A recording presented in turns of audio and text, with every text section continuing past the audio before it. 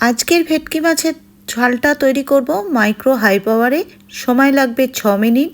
কালো সর্ষে, সাদা সর্ষে, পোস্ত, নুন দিয়ে সামান্য বেটে নিয়ে তার মধ্যে আবার দিলাম কাঁচা লঙ্কা, নারকেল আর সামান্য জল। সবগুলো ভালো করে মেখে নিয়ে ভেজে রাখা মাছের ওপরে দিয়ে হলুদ, শুকনো লঙ্কার গুঁড়ো, সর্ষের তেল, কাঁচা লঙ্কা কুচোনো আর ধনেপাতা কুচোনো দিয়ে ভালো করে মাখিয়ে মিনিমাম আধ ঘন্টা ম্যারিনেট করে রেখে দেবেন।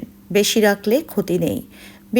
খুব বেশি সময় ধরে যদি রাখেন তাহলে এটা ফ্রিজে রেখে দেবেন। মাছটা কাঁচাও আপনি ব্যবহার করতে পারেন। আমি নুন হলুদ দিয়ে একটু ভেজে নিয়েছি। খুব বেশি জলের ব্যবহার এখানে করবেন না। চাপা দিয়ে 3 মিনিট রান্না করে বের করে আবার মাছটা উল্টে আবার 3 মিনিট দেবেন।